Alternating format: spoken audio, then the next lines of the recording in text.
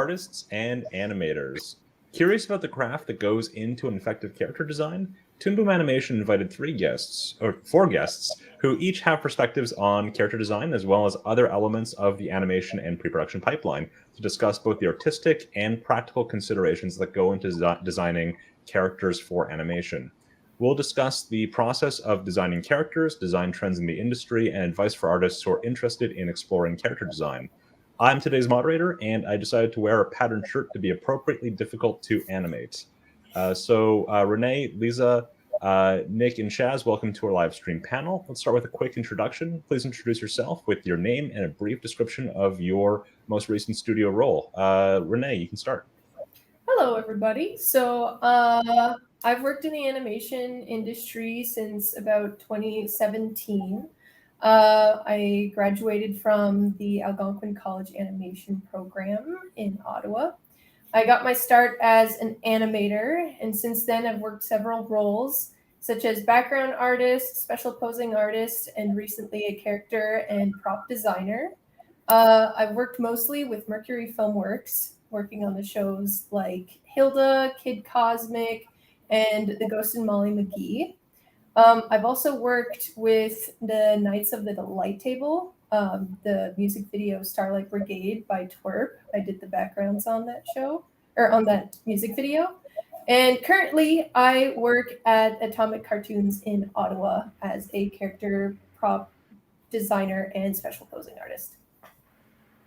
I just have to mention, too, I really love the work that the Knights of the Light Table does. Yeah, they're amazing. Nick, can you introduce yourself with your name and a brief description of your current studio role? Sure. How's it going, everyone online? My name is Nick Paris. I have been in the industry since 2008. Wow, that's crazy. Sorry. And I went to the Art Institute, which is weird to me because apparently now they're all gone. So it's that's cool. But yeah, I went to the Art Institute in Santa Monica, California, which is what brought me to California, and I've been here ever since the industry is here. I'm originally from the East Coast, so Virginia. I started off first as a 2D animator in Flash, which I think now everyone calls Animate, and I think most people now standardly use Harmony, so that's kind of a little classic, right? OG. But yeah, I started as a 2D animator. I kind of had the path where I had to work my way up to the bigger studios. So I was in small studios for about 8 years, doing everything pre-production, literally everything, even IT, because the IT guy quit. But I've done all that. And basically at the point, the 8-year mark of being in small industries, I realized I wanted to be more of the storyteller. So I switched more to storyboarding. And so I've been doing that. And I've worked at studios such as Warner Brothers, DreamWorks TV, and Nickelodeon on shows like Teen Titans Go, Trolls The Beat Goes On, and the Casa Grandes and the Loud House shorts.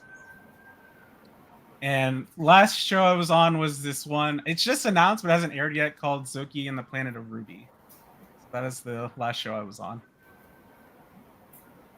And Shaz, can you give us a description of yourself and your most recent studio role?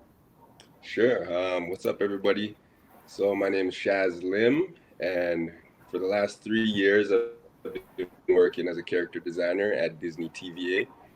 The most recent project I'm on is Moon Girl and Devil Dinosaur. So I've been on that for, the last 3 years. Before that, I was a 2D animator most of my career. And I also spent a couple years storyboarding. And I'm in Toronto, Canada. And that's where I'm at now. Thanks for having me, by the way. We really appreciate it. And Moon Girl is a really, really cool show. So I'm really impressed that you got a chance to work on that. Liza, can you describe yourself and a brief description of your most recent studio role? Absolutely. Well, like Nick, I actually first started outside of the animation proper, the LA big studio system. So I did a lot of freelance work where I did all the roles of pre-production for tech companies and advertising, and I would do a lot of work in that kind of space. I did work for Coca-Cola, Scholastic, in that kind of world, and I did everything from character design to animating to whatever they needed. and that was my role back on the East Coast. And once I moved out here, so I've been in the LA animation industry for about 8 years and maybe 12 years total now, almost 12 years working in animation in general. But once I moved out here, I mostly focused on storyboards, and then did a bunch of freelance and started directing, and have done some supervising directing work, especially on shorts and development projects in the studio system.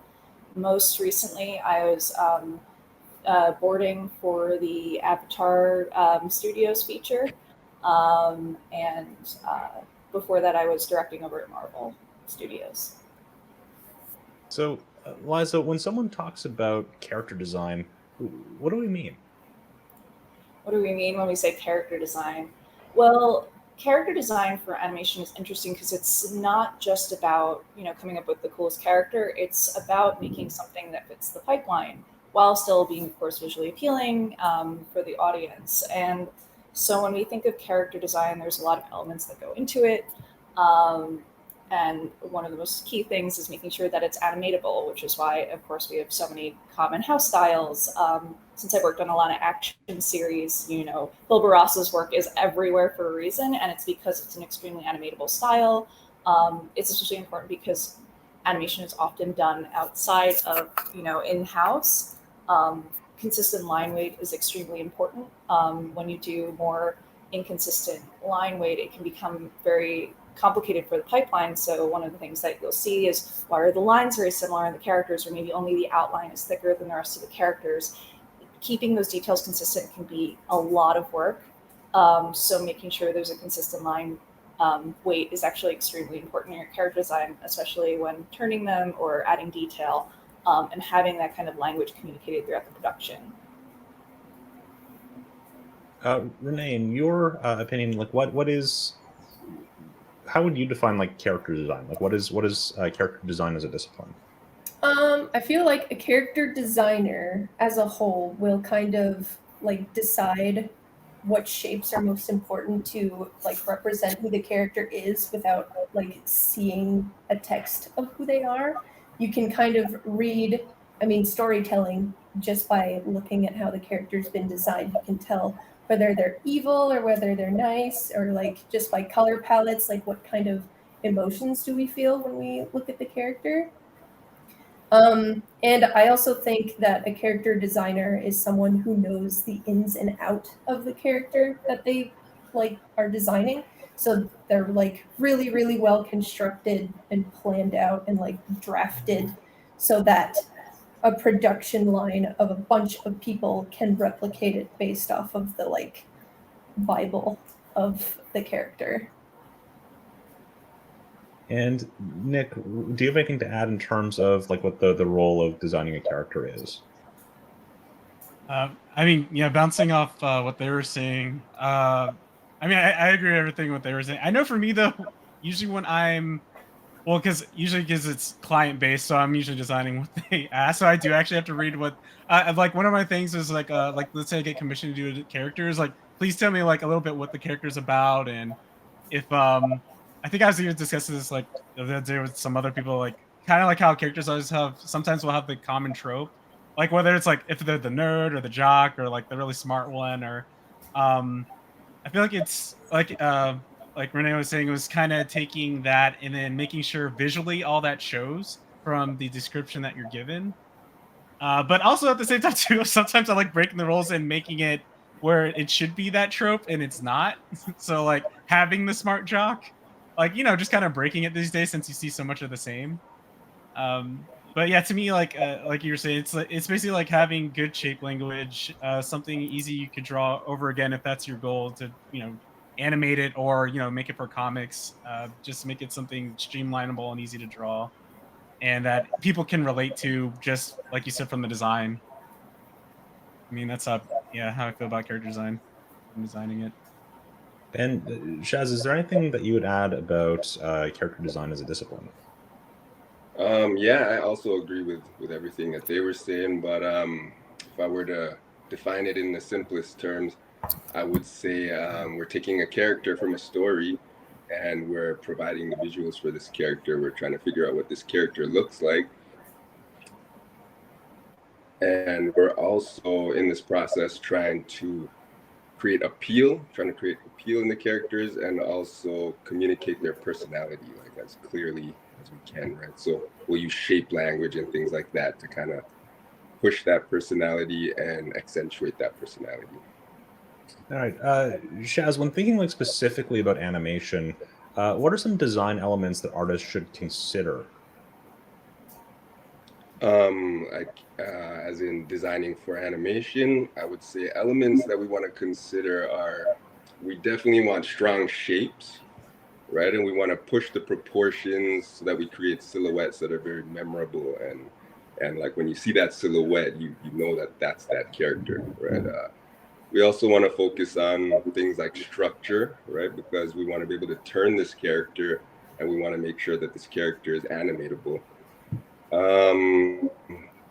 We also want to pose this character out, work on things like gestures and expressions to kind of explore the character's personality. So gesture and expressions are very important in that sense, right? Because each character has a different personality, and we can see that with one line when we're doing a gesture, right? Like what direction we're going. We also want to mess around with costumes, their clothing, their hair, and we want to design these things in a way where it's also accentuating their personality, right? And we want to find fun, appealing things to add there. And then we want to be thinking about simplicity. You know, we don't want to overcomplicate these designs so that they're impossible to animate. We want to find that balancing act of where we don't lose the essence of the character, but they have all the details. Like, it's not crazy detailed and impossible to animate. That's a great answer. Liza, from your point of view, what are some design elements that artists should consider when designing a character for animation? Yeah, I mean, I think also Shaz covered so much that I feel like I would cover. I do feel like for TV and feature, there are different goals. So for TV, it's definitely that, easy to replicate kind of element. I think also for both, an element that's very important is volume. And actually the difference in when we see like a more rudimentary portfolio versus like a more professional portfolios, that consideration of volume within the character, mainly because they need to be easy to turn, but also understanding both shape and then also understanding anatomy and structure, but also learning how to simplify that. So again, when you are replicating it, it's easy, but again, makes it easier for the animation team to understand, if I'm looking at this character logically, how can I turn them? How can I readjust based on, certain special poses or, in between. Of course, if it's a more stylized 2D animated show, like a Phineas and Ferb, that might be less true about like the volume, but generally speaking, especially as we have more and more 3D productions, volume is pretty essential. One thing that I wanted to note that I think is interesting about feature design versus 2D or television pipeline is actually, while simplicity is extremely true in TV, detail is actually extremely important in biz dev for feature. So considering like not just what the character is wearing, but the texture, the very texture of what the character is wearing. And so if like a character is wearing a vest, it's not just, is it a vest? What is it made out of? And finding that specificity is actually really important if you're doing more of a biz dev portfolio for a feature versus TV. Yeah, I think that's a really fascinating answer, because it points to the fact that so many different productions have different goals, and the character design really has to keep in mind what the production pipeline looks like. So with that in mind, Renee, I really wanted to ask you, specifically focused on your experience with characters that are 2D rigged, what are some considerations that artists should have when designing a character for that style of animation? So without repeating too much of what's already been said, I have one really, really good one.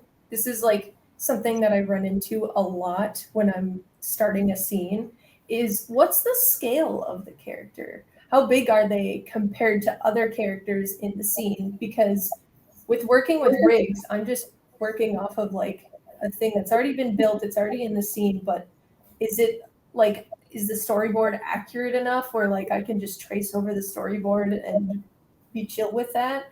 Usually the storyboard's off and I need some kind of reference of just how big the character is. And I think that also like appeal, I think that was mentioned before. Things like scaling the character up, you'll see a lot more, you'll want to see a lot more details. So lines can sometimes interfere with each other if I've posed it out and whatnot.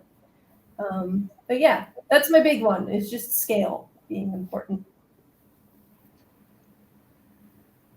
And Nick, from your point of view, what design elements should artists consider when creating a character for animation? Yeah, I think everyone pretty much covered it, but I did have one, kind of like Renee was saying. But I'm thinking about it just because I personally have worked on a lot of shows where they have giant heads and they like ask them to do all this stuff. I was gonna say, like, be careful of your proportions and make sure the character is actually functional for what you need them to do, like in the actions of the show. Because there's a lot of times there's like, yeah, I can cheat this, but it's like I kind of wish the design was meant for them to do a backflip or, you know, do cartwheels, but then like they're, you know, like, so I just tell people like, you know, I would just advise people like, if you need your character to do a lot of action or acrobatics, make sure it's like proportioned correctly to fulfill those actions. Otherwise, I mean, yeah, you can cheat it, of course, but it just like, it kind of cracks me up. It's like, do they see these characters that I have to work with when it's like, they need to parkour up 5 buildings? It's like, what? Like, character can't even scratch his own head. But yeah, I just kind of keep that in mind, I guess. It's kind of the biggest. Yeah, I was thinking about that because I mean, if you have a character with like a big head on, let's say, a news strip style character, and their reach doesn't extend to the top of their head, that would make doing cartwheels really difficult. Yeah, we do a lot of cheats. Yeah, but go ahead. I have like really great example for that is when I was posing on Molly McGee, the characters were hugging all the time, and so I would end up drawing the poses, and their heads were basically just lollipops that would just kind of like pop off of their body as they'd hug. It was really funny. We actually had a similar to you guys because I feel like it's just anecdotal too. But my first job out here was on Disenchantment, which is the Simpsons style. And not only were we never allowed to draw profiles, that was like extremely important because they look so weird. Straight on, sorry. We were able to draw profiles straight on, but it was very important to say that for very key poses because they look so awkward. But also, Elfo is part of the show, and in the structure of his design, his knees can't bend properly to sit in most things. So he had to keep his legs and limbs straight at all times when he would do any acting because the design couldn't allow for proper bending in the elbows and knees. It would cause all sorts of problems for animation. Yeah, I almost brought that up too. I almost brought that up about sitting because I have so many characters. I'm like, wait, they can't sit at a table. All right, here we go. I'm a big fan of front-facing Simpsons. I think they're just amazing. Shaz, from your point of view, what? I was going to ask actually because I think I asked Nick last in the round robin. So at the beginning of the round robin, what does your character design process look like, and what materials does a production require? So me, coming from an animation background, I start very loose and rough, and I just kind of try to find those appealing shapes that define this character, and like I'll play around with a bunch of different shapes, gestures, until like I feel very like confident about one, and then usually like the animator in me will want to push that. Like I just keep trying to push that. Like I will drop the opacity of that layer, drop another layer on top, and just see how I can push those shapes even further, push that gesture even further. And then once I have those forms and that gesture all where I want it, then I start moving on to the details like the clothing design and the hairstyles. And I'll also, in the early stage, like kind of rough in the expression, try to get a sense of what this character is thinking. Yeah, like I don't usually move on to the details until the end, kind of like a sculptor, how they start with like a big like rock and they kind of work their way in until they get to those little details. So yeah, and then The details, once I get to the details, I'll try not to add anything that's unnecessary. Every detail will have to try to say something about the character. I won't just put something on them just for the sake of putting something on them. But yeah, like I really put an emphasis on nailing that construction and that gesture first, because I feel like when I move on to the details, it feels kind of like I'm building a house on a weak foundation, and I usually have to go back and kind of make sure that that structure is there. So yeah, it also makes like adding the clothing way easier once you have the structure solid. And yeah, that's kind of how I approach it. No, it makes sense. Nick, what does your character design process look like, and what materials does a production require?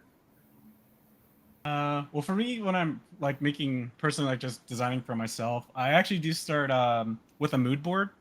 Uh, Depending on if I feel like experimenting with a new style, I'll like gather just like reference to styles I'm thinking of experimenting with, or like if I know the character's personality, it's funny. So I kind of worked on I worked on Barbie for like 2 years, and I actually had to draw fashion like for like 2 years. I was the guy in charge of designing the fashion for the avatars for an online world they had. So it kind of stuck with me even through character design, where I'm all like, okay, is this sporty enough? Is this artsy enough? It's weird, but I knew I had worked there too long when I actually I was with a friend and I was like, those heels don't go with her dress. And my friend's like, what are you talking about? But anyways, it still carries on to when I'm designing things, because actually I start thinking of that stuff when I'm thinking of the personality of the character. So like I'll look up like different kind of fashions that I think might go. Like if I know it's gonna be a punk rock character, and then from there I'll start kind of like sketching more like the shape, like I'll do like the shape language kind of first of like, do I want it to have a bigger head, small body, or do I need it to be a little more action adventure style?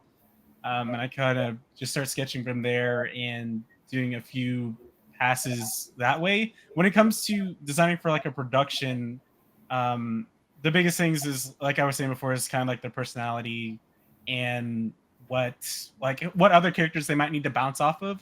That's also helps me too when I'm designing characters, just so they're not all the same, or at least they're not the same design with just different hairstyles. But I try to make sure they're like each character kind of has their own shape language.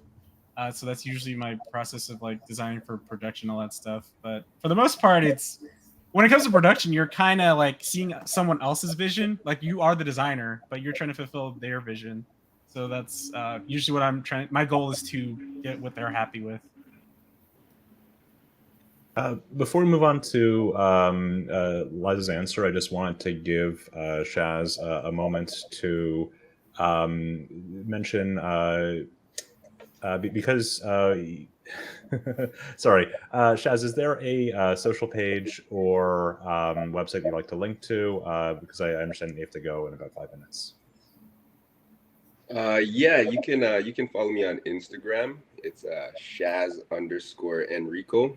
So that's SHAZ_ENRICO. And my website is also shazenrico.com. All right, and we'll make sure there's a link to that in the show notes. Awesome. So, Liza, what does your character design process look like, and what materials, in your view, does a production require? Yeah, so I mean, I think a style guide for production is just super essential. So yeah, there's the personal process, and then there's sort of the production needs. So I'll address kind of both of those separately. I'll do production first because it's quicker. But yeah, generally for a production, because sort of as Nick is saying, it's less about sort of your desires, and often usually there will be a lead character designer or samples from some early concept work, and it's about kind of formulating that style for the production and finding that consistency. So understanding that consistency language, I kind of brought it up when I talked about character design, which probably wasn't the right place for it, but again, like discussing line weight, having consistent brushes, having those packed accordingly, having guides for all your sheets, so your sheets are consistent, so you're able to know character heights and scale, and all those sort of details is extremely essential for production to provide. And generally, you're not just, as a character designer, I think students are like, oh, I can have fun, I can do whatever. But there is a consistent language of the production that you have to keep in mind. And it's not just about like, you flying off the handle. It's actually about how to mimic and copy and take those guides and apply your own sensibilities to it. And again, most of when you're first starting out as a character designer, you're doing redresses, you're doing, changing some hair or putting a jacket on, and how to, in your own taste,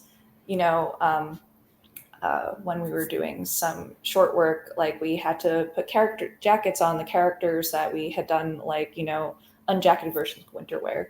And it was about how to draw and make that jacket look consistent with the style that we established in the original designs. And again, making sure that line weight is consistent, but even, the straight edges of the jacket and how that matches the character design versus like a more flowy jacket in a different type of design. So that's on the production sense. So making sure you have all that. And again, a mood board for that is also extremely helpful, being able to look at the designs. Honestly, tracing the designs from a show that you work on is extremely helpful to learn how they draw it, and then you will get better at learning that style.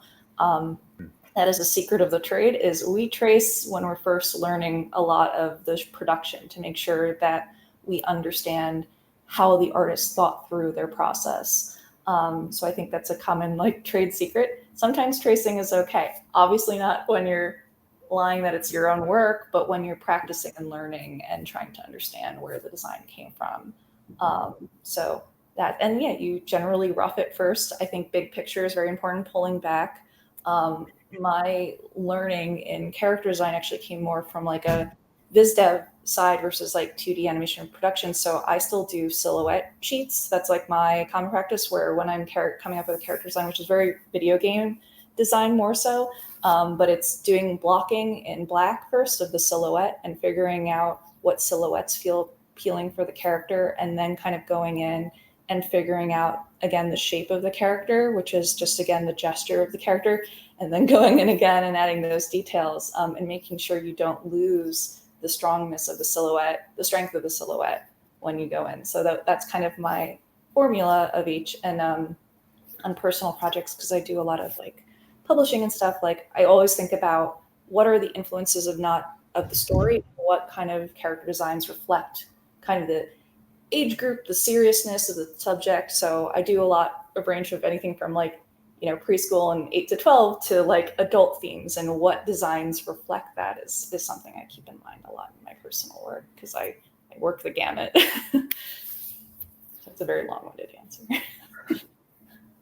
Yeah, I think one thing that stood out to me too is, like you mentioned, sort of I think this is a common problem along many disciplines of how do I contribute to a production creatively, but also keep things consistent with the production. Absolutely. It's a challenge, and I think finding your own creative voice can, on a production, sometimes that's why you have outside work. Like that just becomes a truth at some point, is that if you want to character design and go wild, have fun on your own, but if you want to work on a production, you have to fit within the parameters of the production, because that's the nature of this business. We're all doing it together, so you can't just like kind of do whatever. And it is, sometimes it's not the most fun because it's about the technicalities. So again, and I think even for personal work, sometimes I see in more rudimentary character design work, again, them not even keeping consistent with their own character line weight or keeping that kind of thing. And it's very noticeable that if you want a strong portfolio piece, making sure if you're doing like a project, to keep those things consistent even with your own personal work, because that'll show that you're profession ready. Oh, and one other detail I meant to add is also do research. Nick pointed out for Barbie, and I think it's super true. Learning about fashion for that project is really important. For Avatar, for example, learn your history. It's extremely vital for you to understand other culture wear, understand the origin, even if it's fantasy. It has a cultural origin, and it's extremely important to do that research. So often character designers are researchers as well, especially biz dev. You are doing a ton of research into the origin history of where the costume came from, and that importance is very important to your work, and it'll help your portfolio as well. Shaz, thank you so much for joining us. I realize they have to go, but I really appreciate you taking time for this panel. Yeah, thank you for having me. This was an awesome chat. It was great to meet you guys as well. Great to meet you. Thank you, Yeah, Chad. bye-bye. All right. Okay. Bye, everybody. All right, Renee, from your point of view, what does your character design process look like, and what materials does a production require? I do similarly to what Liza does, where like I work with little silhouettes, like I just use a big brush in Photoshop, the hard round, the circle brush, and I'll like cut into it with the lasso tool and like mostly think about just like what kind of shadow is this character casting? What kind of personality can I read from this shadow? And then I will do so many of them, like 20, 30. I'll do so many of them, and then I'll pick the best one. Typically, if it's like a production pipeline, you'll be working with the director or the showrunner or whoever, and they will pick one out with you. And then we'll find things like the reference material, either from real life or like from other media, because we get inspired by other media so much. And then like we'll work from there. I'll typically like draw over top of my silhouette and start adding those forms, making them 3D, thinking about like their clothes and what kind of species it is too, like if they're fur or something. But something that was not mentioned yet, because my process is really similar to everyone else's, was typically character designers have to provide a rotation of the character. So like it's front on, 3/4 front, profile, and so on. But they will also provide hand charts. Those are super helpful for the animators and for the people making the builds department. So they will actually take the character designers' drawn hands and then implement them in the build. Same thing for foot charts. So like in a rotation, we don't usually see what the underside of their foot looks like. And that's a weird little detail that is super important to animators because they're doing walk cycles. So we need foot charts. We also need mouth charts. Me as a special posing artist, I'm often drawing the characters with their mouth like wide open, super shocked.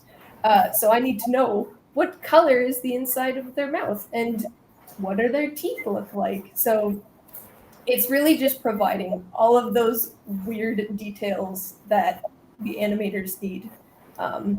And then there's also optionally, depending on how important the character is in the episode, they'll have an expression sheet or my favorite, a posing sheet where it just shows like how extreme the arms can get and just like if they do a cartwheel, like how could you cheat the cartwheel pose and stuff like that.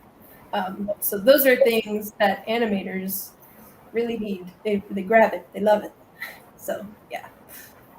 Renee, I'm going to ask you questions kind of zooming out to like a sort of mile out bird's eye view. In terms of influences and movements, how do you describe trends in character design over the past decade? The past decade? So like from 2010s to 2020s? Yeah, let's do it. I'd say, I think, so I was probably in high school at the time. Adventure Time was like 2010, I think. And Adventure Time made a huge impact on like I mean, shows were already really goofy, but I feel like they became like otherworldly, fantastical, and weird. Like they made food characters and all that stuff. So I feel like a lot of Cartoon Network type of shows started influencing a lot of shows after that. Like Steven Universe came out at that time too, and like they would make like heart-shaped mouths and stuff where they got like the upper mouth.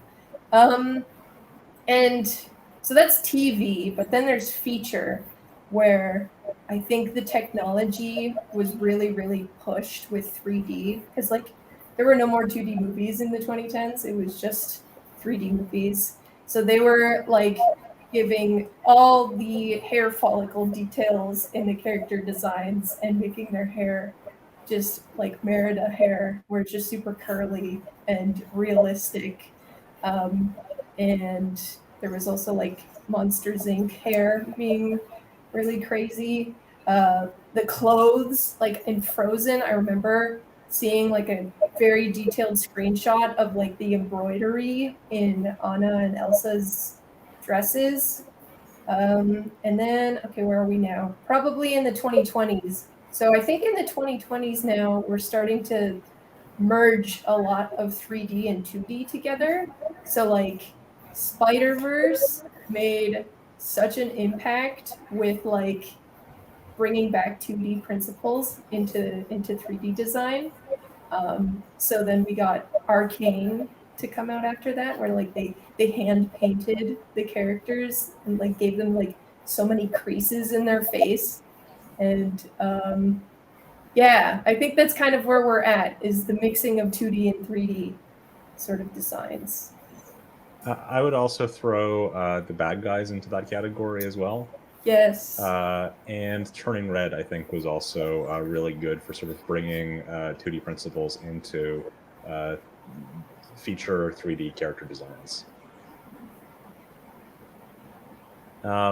Nick, from your point of view in terms of influences and movements, how would you describe trends in character design over the past decade? Yeah, I mean, I feel like Renee kind of covered it. I do know. I feel like there's another movie too, like that specifically went for that. Was the Peanuts movie, because it was actually trying to look like the 2D Charlie Brown, but it was all 3D. I just remember one of my friends was upset because she's like, "Why didn't they just make it 2D?" I'm like, "Because they didn't." It's like, I don't know what to tell you. It's still faster, I think, to make a 3D film compared to 2D, from what I understand. Although I don't know anymore. I feel like since we started putting so much 2D back in the 3D, I think it takes just as much time now to make like a 3D movie. But design-wise, yeah, I think it's like Renee was saying. Yeah, there's a lot of Adventure Time. I remember. Well, people still to this day will be like, "Oh, the Cal art style," and I'm like, "What?" I don't know. Like, I guess as soon as they have a bean head and the bean smile, and all of a sudden it's Cal Arts, and it's like, okay. But it's like, it's kind of hard because it's like, it's such a good shape. Yeah. Like, it fulfills the need of like needing a character design to, like, for example, because I use the bean shape head and mouth, but it works a lot when you're doing stuff for like television, because it's the fact you can put the face in that shape and have the mouth open really big without having to animate the jaw all the time. Because that's what like affects it, is like if you have to constantly rig the face to, it's different when you have to rig the jaw and not just the mouth. It's kind of like when people will like knock on anime because it's only open and close, but hey, they save a lot when it comes to redubbing. Like, they only have to like do a dialogue. They don't need to like reanimate it. So it's like thinking that kind of to me personally is like, it's just thinking more streamlined and smarter when it comes to that design. So I know people knock it, but it's like, it makes sense to me. Yeah, I think the 2010s was a lot of Adventure Time Steven Universe, and then now I feel like what it is.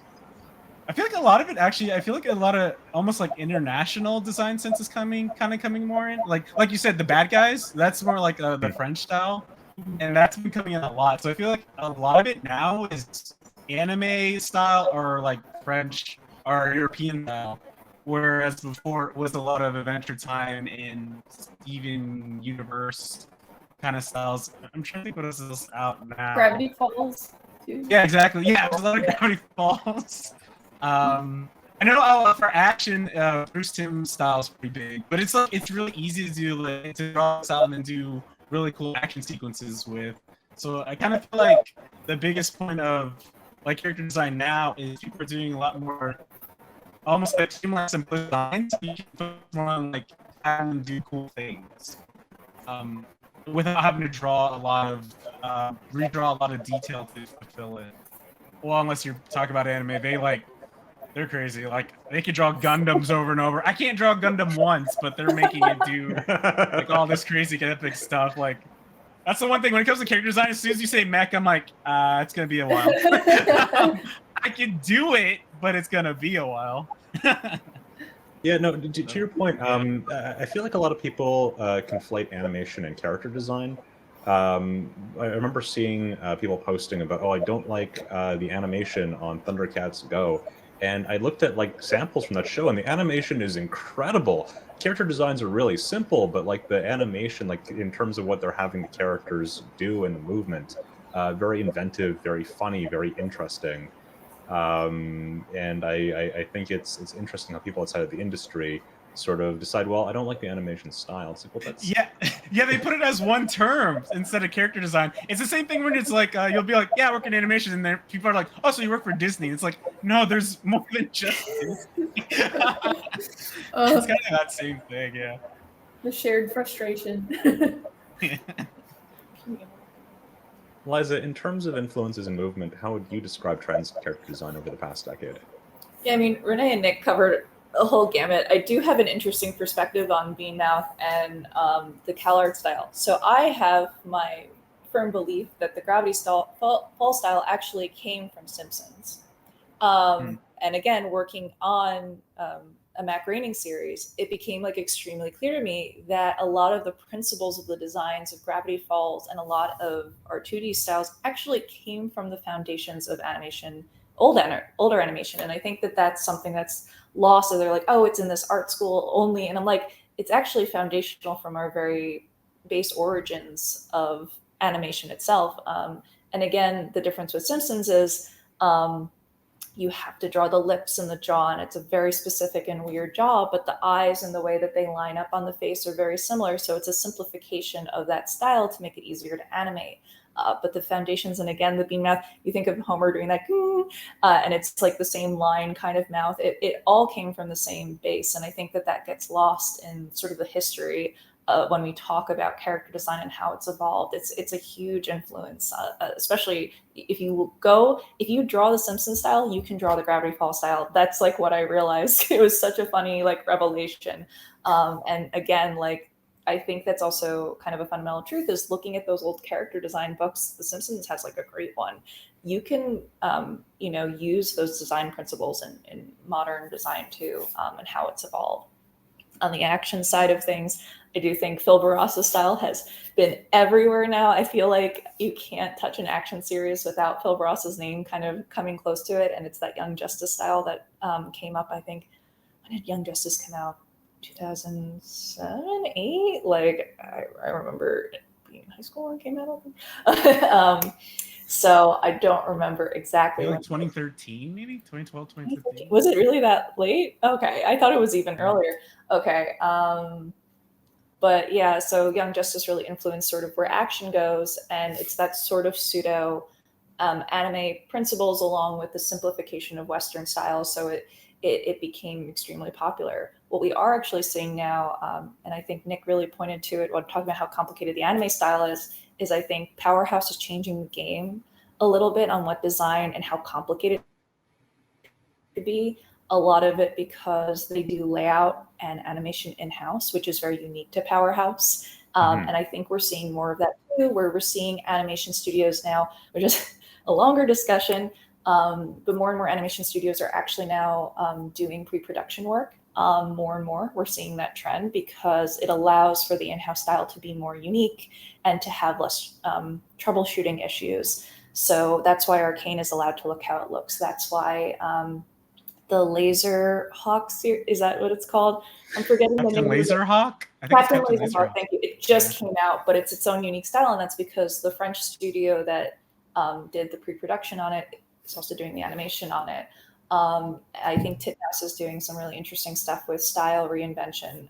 So that's also too, is we are seeing, again, French influence, Latin American influence, Japanese influence, Chinese influence on design. We're seeing so many different design principles and reinventions coming to design. And I do think it's like a globalization where we're seeing, all these different approaches to design, which is super cool. And for 3D, again, I'm basically reiterating what you guys said, but I think it's true that Spider-Verse changed the game. I mean, you couldn't walk into a feature studio without everyone going, okay, we're doing Spider-Verse. Like you couldn't, no matter how different the production was, it was so clear that it broke the dam of what 3D could be. I mean, one movie that wasn't pointed out, but I think is an extraordinary use of like how 3D is changing is the new Ninja Turtles movie is gorgeous and so cool. And again, we didn't have Spider-Verse. I think Nick is kind of doing the same thing where they're realizing, hey, if we have our own 3D production, or Paramount, not Nick, but it's kind of both.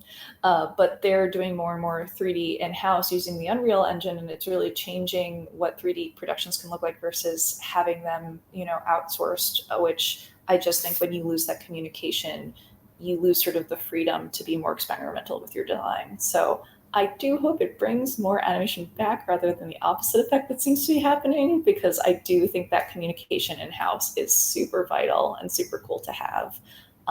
So I hope we have more communication, not less, but we'll see how things shake out in the next few years, because I think it's really cool to have that. I kind of have a theory about character design trends too, in that I think a lot of people who were told as animation students, like, hey, you can't draw anime characters or don't do that. I was one of those. Have now come of age. Yeah. I had a professor literally say, Nick, you're good at it, but this isn't going to get you a job. And now it's like, you son of now I'm completely cartoony. Yeah, because I was like, now I'd have to relearn how to do that again, because I'm so like just cartoony now. It's like the opposite. I think our generation specifically, like where we all fit, like is that like traumatized generation where we were told that we couldn't draw anime. Because I went through the same thing. I started on Disenchantment when I first broke in here, but then like, now I'm doing avatars, like literally, like I'm finally, and they're like, I was like, finally I can use all the influences that I was told, but I almost wish I stopped drawing all that Naruto fan art. That's all I did. Add Korean for Studio Mer is another big one. Yeah, and they have a lot of international board artists and designers too. Like I know so many people that work from all across the globe for Mir. So even though Mir is, located in Korea, they have artists all across the globe. I think that's also changing too, is animators are not just from the country that the studio's in. You have international teams. Most anime studios are actually international artists these days, which is crazy. I think it's super cool. Liza, are there any character designs that you feel are either underrated or don't get discussed enough? That's such a hard one. I think I just brought it up, but the Ninja Turtles movie has great character designs. I'm super excited by that. I don't think it's underrated. Obviously, bad guys too. I have to think of underrated though. I don't know. I think it's so hard. I have to sit on this question for a bit. I can just bring up, like, in terms of my personal, one of my biggest like influences, inspiration is how Masaki Mamoru Hosoda, Masaki Yuasa I also love, and he does he does Science Saru, which I also actually do think Science Saru has brilliant character design. But in terms of simplicity, thinking of Hosoda's work, and Hosoda, he does more traditional design, but the thing that I felt when I was a kid, so this is anecdotally, I used to watch the Digimon series, was obsessed with it. Then the Digimon movies came out, and Mamoru Hosoda directed that. And I remember the hate online for what the movies looked like because the designs were so simplified. And as I got older and I understood animation principles more and design principles more, I came to further appreciate. I was like, kid us were so wrong in denouncing what those movies look like. They're some of the most genius designs because they move so beautifully, because it only has the base shape language you need. They're almost all entire silhouette if you really look at them. And I think that that's such a genius principle for 2D animated film.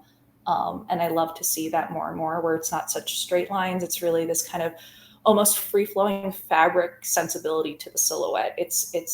So that's like my personal just pick in a very like niche thing. And on that note, I think also it's nice to see more exaggerated toon styles because we all have to apologize to Wind Waker. So that's not animation, but I just want to say we all need to apologize to Wind Waker for being such a great art style. Oh my gosh, the character designs in that game are amazing. Yeah. Okay, funny enough, that's the only Zelda I beat because of the style. Like, I couldn't put it down. I was like, why are they? It's so cute. Yeah, I was like, can't stop. Whereas, was it Ocarina of Time scared the crap out of me because the redeads or whatever they are? I was like, of course, as an adult now, I'm like, I can't believe I was scared of like 5 polygons. It's like, it was the scream. Become an extremely 90s kid. Panel. Yeah, it was the scream. That's all I gotta say. Renee, are there any character designs that you feel are either underrated or don't get discussed enough?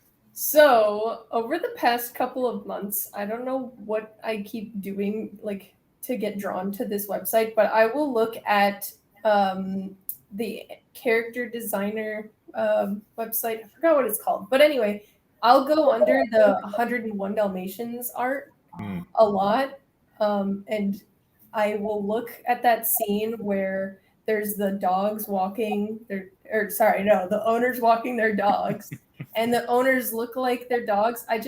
I love that cliche so much. It is just like character design fodder to me. Like it is just really, really interesting, and I definitely see that in real life. Like because I live in the city and I see people walking their dogs all the time, and I'm just like, they look exactly like each other. Like even though the colors are different, the shapes and everything. I don't know.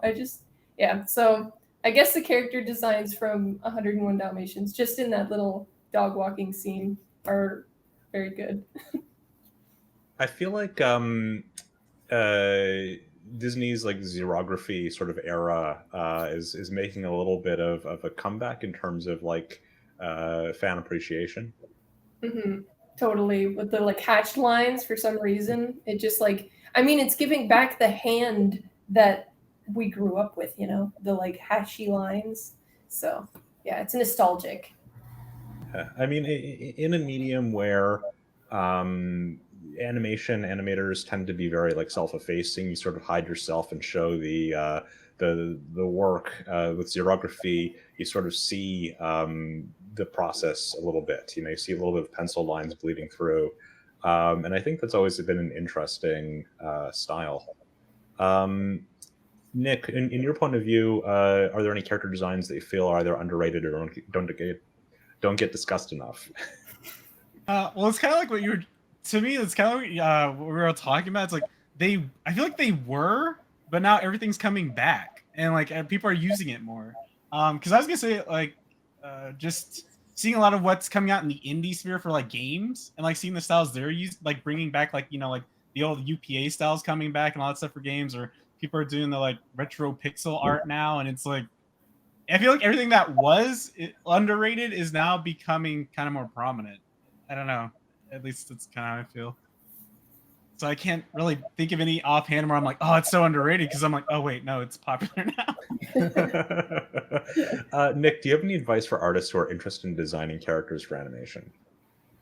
I mean, I think for right now, I kind of like in mind just kind of the basic of going off what we were talking about. Because if you want to do it professionally, you're going to have to be able to match the style of production you're on. So I always tell people like when they're building a portfolio, yes, do stuff for yourself, but also show that you can, match styles that maybe a production you would want to work on, that you could match it. Not like, and then I get this question a lot too about fan art. If you're gonna do fan art, I mean, I've heard people getting jobs off of fan art, so I just say put it in a separate tab these days. I know like it's kind of changed because we're like we were saying before, we're the trauma generation where it's like if you do fan art, blah blah blah, you're never gonna get in. But now it's like I've heard so many stories where it's like, yeah, I did fan art and they hired me. I'm like, wait, what? So that's kind of out the like. I just say keep it in a separate tab, or like put it in a section so we're aware it's fan art and you're not like trying to be like, yeah, I made this character. Just like briefly, I was trying to teach this guy character design and he kept like drawing characters that pre-existed but taking an asset away from them and then saying he designed them, and it was kind of upsetting me because I'm like, bro, that's this from this show. And he's like, well, yeah. And I'm like, no, like it's not your design. But yeah, so I think that's kind of the big thing is like making sure you can kind of the standard with all jobs in the production is make sure you can be a good team player, match the style, and yeah, that's kind of the big ones. Meet your deadlines. Nick, I thought that our conversation about Bonnick the Hedgehog was private. Well, I'm still trying to pitch Washcloth McGee to Nickelodeon instead of for SpongeBob. I had another one too. Do you have any advice for artists who are interested in designing characters for animation? I mean, well, first off, I think taking classes is always really important, especially at like places like Brainstorm or CDA, especially if you're in, international stuff. I know, or national, like you can't make the classes like Brainstorm and other online schools that have specifically professional artists working. is super important. Those are the best places you can learn. And the reason I say that is because I think you can use a ton of online resources for sure, and you can absolutely teach yourself. But if you need that extra little help and you don't feel like your work is, if you feel like you're missing that little space, those types of teachers and those types of environments can really help you. I'm a big advocate of, I know that they're expensive. Sometimes you can get scholarships and so forth. And sometimes the teachers do provide like special assistance aid for the classes. So definitely keep an eye out for that as well. Because I do know those classes are expensive. So that's just like also pitching that those classes can really help. And almost every time when I first started out, I took those classes. I didn't have a professional art degree, and those is what got me jobs. So that's why I'm a big advocate, is those classes were more influential for me than a college degree in breaking in. And so it's overall cheaper than a college degree. And I think that they make a big impact. Also because you build those connections. But that's but more on just like a granular level. The reason I say classes is learn your fundamentals. You can have great design concepts, but people in our field will be able to tell if you understand shape language, if you understand silhouette, if you understand gesture, if you understand anatomy. It all becomes abundantly clear very fast, and it will prevent you from getting work. So if you feel like you're like, I have these cool concepts and ideas and they're just not grabbing people, that might be what's missing from your work, is those fundamental skills. Like one of the things I'll see very quickly that I'm sure everyone sees is when you look at a face, do they know how to keep the eyes proportional, the nose and the mouth, and from the ears? Like even if you're doing an exaggerated cartoon, it's very easy to tell if someone knows where to put the eyes on the eye line. That's like a big one for me. And I feel like that's like the easiest to tell where you go. This person doesn't know how to draw a face. They can't do design. And likewise, being able to turn a character is really important. Having turns in your portfolio, that's what you're going to get hired for. Good to have a character design and a turn. But again, if you don't know how to do shapes or understand where to line those things up, your turns are not going to look good. So it's all those fundamental skills. And again, if this sounds like a lot, there are guides and resources online for free. Marie Lum has a really good guide of resources, free resources that you can look like, or inexpensive resources as a good starting board, especially if you can't afford classes. But classes will teach you these things as well. And you could even find maybe local community college or community center classes too, if you need to start somewhere, because even they will help, especially with just getting work done too, if you find it hard to get yourself jump started. And Renee, do you have advice for artists who are interested in designing characters for animation? I'll bounce off of what Liza said. Art school, yes, big yes. It's not super accessible to everyone. I think the next accessible thing that is free is joining Discord groups. I know a good number of people who didn't go to art school but really wanted to learn one-on-one with people in the industry. Anima Tooting comes to mind. Hardik, he's amazing. He learned in our Discord group, and I saw him grow, and then now he works at Flying Bark. So yeah, definitely join Discords and be incredibly open to hearing feedback and getting your work torn apart in front of you. So have your heart ready to kind of just show your OC that you care so much about, show them to people, and be ready, because taking feedback is also a skill. Being proper, getting in that attitude of hey, I'm here to learn, and just being able to accept it and then take it and then return it with an improved version is super, super important. And from the point of view of someone who's animated, I think if you want to feel a bit more confident about your character design, I'd say try doing posing with your character, or if you're brave, you could even try animating them just to see how efficient your design might be. Animating isn't for everybody, but giving it one try is pretty cool. So yeah, that's my answer. All right, we are over time. Thank you, Renee, Liza, Nick, and Chaz for joining us for this week's discussion. And thank you to our audience for tuning in. If you enjoyed today's discussion, you might be interested in Toon Boom's video-on-demand training courses at theanimationstudy.com. We worked closely with art instructor Tony Ross to create a course designed to introduce artists to Harmony Premium. So if you're curious about the node view, you might want to check it out. Next week, we'll be at Lighthouse Expo, where we'll be hosting a panel on the future of 2D animation. If you're in attendance, please feel free to stop by. Thank you to everyone for watching, and be sure to tune in next time.